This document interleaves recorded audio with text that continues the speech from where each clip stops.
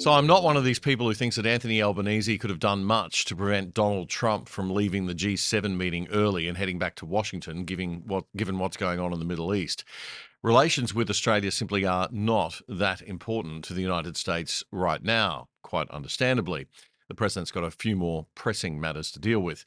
But I'm also not of the view that lets Mr. Albanese off the hook.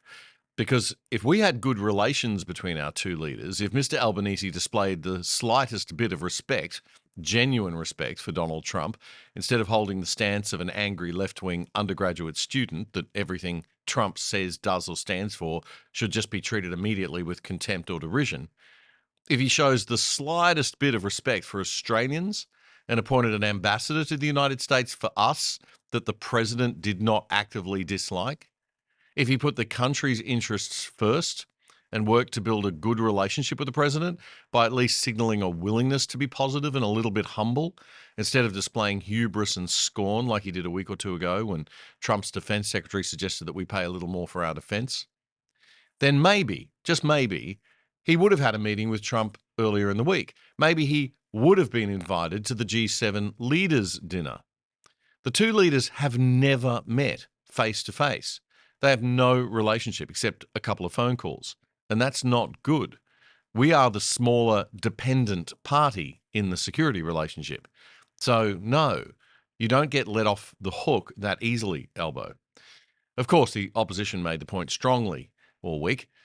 Oh, wait, no, they didn't. The Nationals' deputy leader, Kevin Hogan, issued a statement that he acknowledged that President Trump leaving the G7 early was out of Mr. Albanese's control, but he urged the Prime Minister to seek another meeting. I don't know. I think the opposition needs to do a bit of a better job at putting a strong opposing message out. The management of the US relationship by this Australian government urgently needs a fix, and it's the opposition's job to keep the pressure on. Mr. Albanese's next chance to meet with the president will be on the sidelines of the NATO summit in the Netherlands at The Hague on Tuesday and Wednesday this week. That's if Trump actually ends up going. Despite Prime Minister Albanese's failure to meet with President Trump at the G7, it looks like AUKUS, the strategic security partnership between the US, the UK and Australia, might be safe, despite the 30-day review that the Trump administration is conducting. This may be thanks to UK Prime Minister Keir Starmer. While standing next to Donald Trump for a media briefing after the two men had their bilateral meeting and signed a new trade deal between the UK and the US, they got asked a question directly from a reporter about whether AUKUS was still going to proceed. Is that still proceeding? You can just sort of review what that. Yep, we're proceeding with that. It's a really important deal to both of us. I think the president is doing a review. We did a review when we came into government, so that makes good sense to me. But it's a really important. We're very long-time partners and allies and friends, and we've become friends in a short period of time. He's slightly more liberal than I am, to put it mildly. Oh, we stand slightly on the left. But for some reason we get along. We make it work. The AUKUS partnership was announced in September 2021 with the goal of deepening military, technological and intelligence cooperation in the Indo-Pacific region, primarily to counter China's growing influence. The main pillar of AUKUS, first up, is helping Australia acquire nuclear-powered submarines, which will involve the United States and the UK rotating nuclear subs through an Australian base off WA from 2027.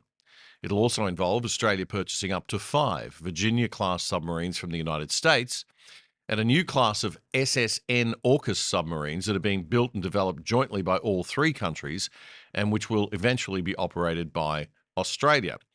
It's very important to note that these submarines are nuclear-powered, not nuclear-armed. Anyway, what you need to know as taxpayers is, how much are we paying for all of this and what are we getting?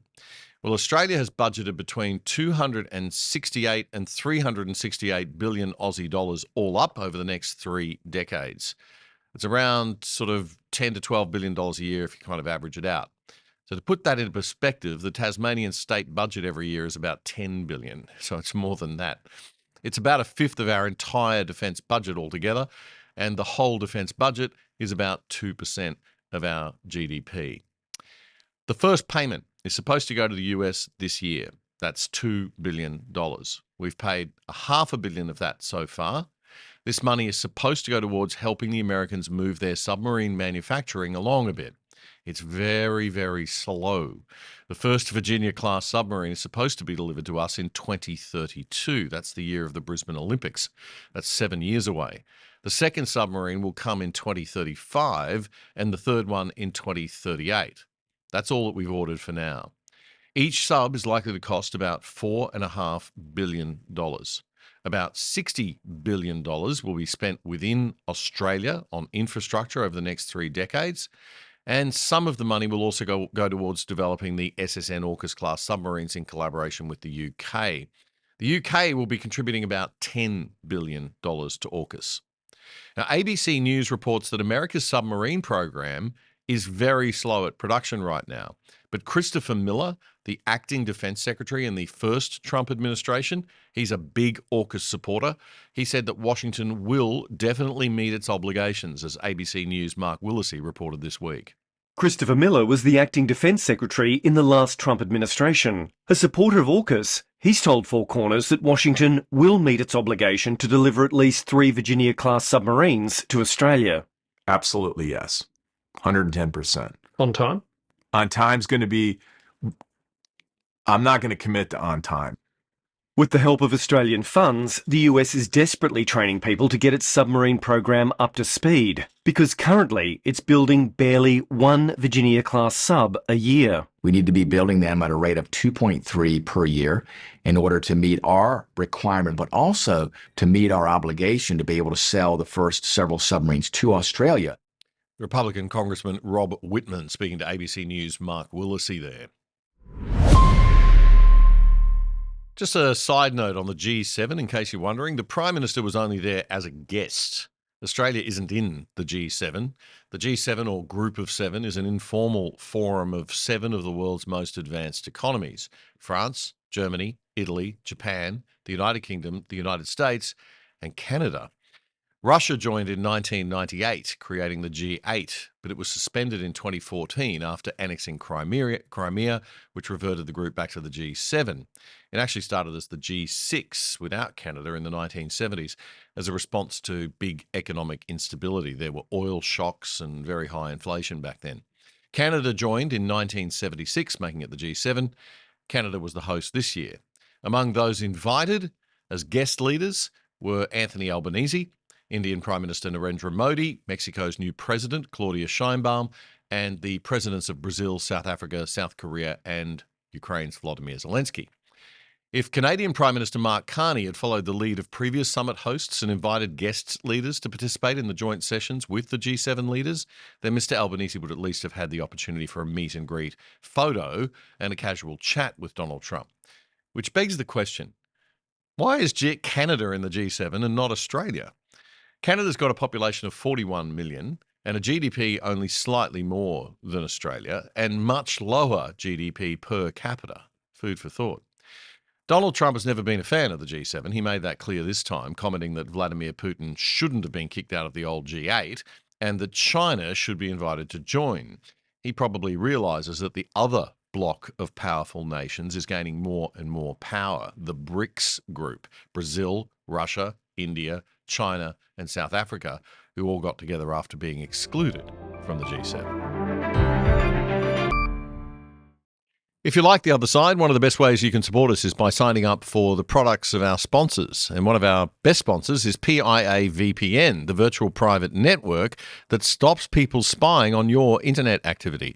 It'll keep you and your family truly safe from the prying eyes of big governments and corporations without slowing down your internet speeds. And you can watch Netflix or other streaming services using your regular accounts with them as if you're viewing from any country in the world. You can sign up for less than $3 a month and get a whopping 83% off the normal price. Just go to piavpn.com/otherside to sign up and you'll get the discount. And you'll get more info on those special deals if you check it out. That's piavpn.com/otherside. That was a segment clip from our weekly Friday night news show, The Other Side, which you can watch in full by simply going to YouTube and searching up The Other Side Australia. Then you'll find our full shows playlist. You can also find all of our full shows and our segments on our own website, othersidetv.com.au. That's othersidetv.com.au. Help us build a whole new Aussie media by joining us over there and signing up for the exclusive side.